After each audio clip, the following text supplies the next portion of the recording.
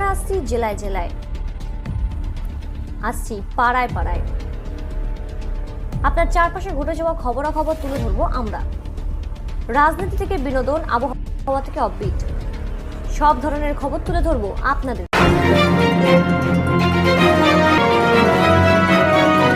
যুক্ত থাকুন, সঙ্গে থাকুন, দেখতে থাকুন কলকাতা। গত 11 মে জোপুর জগদীশপল্লী ওয়েলফেয়ার অ্যাসোসিয়েশনের উদ্যোগে বৈশাখী রবীন্দ্রনাথ কবি প্রণাম নামে একটি সাংস্কৃতিক অনুষ্ঠান অনুষ্ঠিত হয়। সেদিনের অনুষ্ঠানে বিশিষ্ট অতিথি হিসেবে উপস্থিত ছিলেন 18 নম্বর ওয়ার্ডের পৌরপিতা সঞ্জয় দাস সহ বিশিষ্ট ব্যক্তিবর্গরা। সেদিন কবিগুরু রবীন্দ্রনাথ ঠাকুরের কবিতা, গান, নাচ পরিবেশন করেন ছোট ছোট বাচ্চা থেকে বড়রা। তাদের এই সমস্ত পরিবেশন যথেষ্ট প্রশংসা ও সাড়া ফেলে দেয় এলাকাতে। তারই বিস্তারিত জানতে চোখ রাখুন আমাদের কলকাতা নিউজ টিভি 19-এ।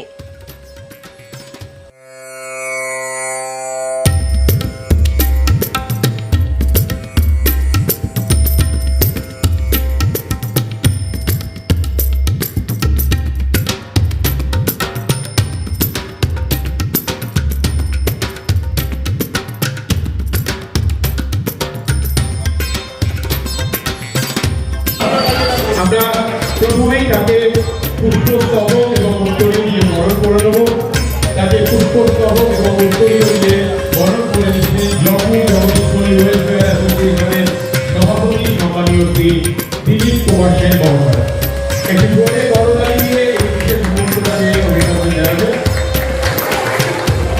আমরা এরপর পুষ্পস্তবক দিয়ে আমাদের সঙ্গে সম্পাদক শ্রী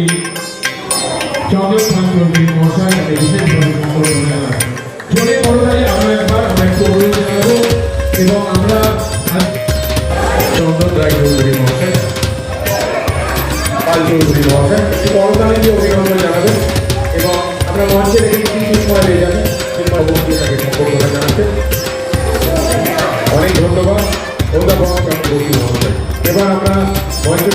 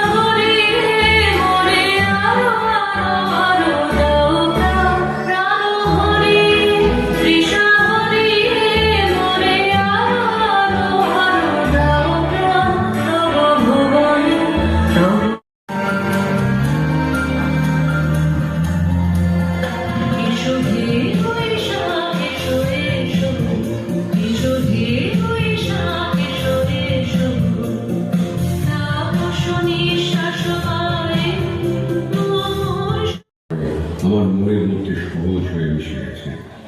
বাংলার গ্রামে শান্ত দৃশ্যপটের সঙ্গে মিলেমিশে গেছে কবির বাউল সত্তা।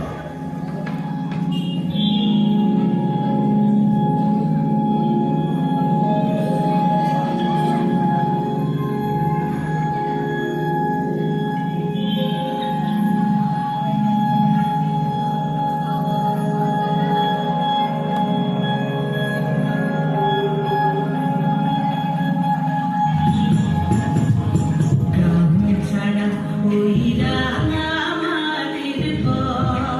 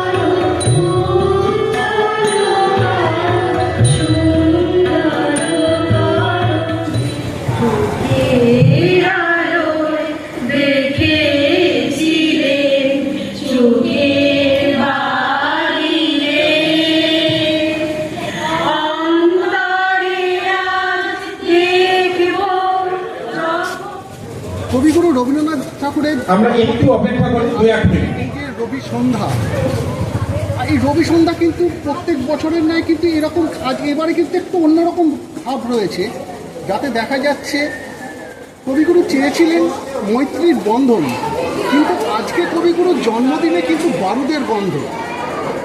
কিভাবে এটাকে দেখছেন? আবার তো একটা বিকাশের দিকে এগোচ্ছি, তো আমরা ভগবানের কাছে কামনা করি যে এই জিনিসটা যেন না হয়।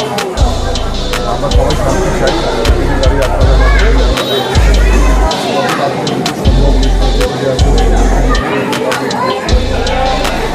আর যেটা বলেন যে কবিগুরুকে সুনাম জানানোর যে উদ্যোগ আজকে এরা নিয়েছেন, ধন্যবাদ জানাই।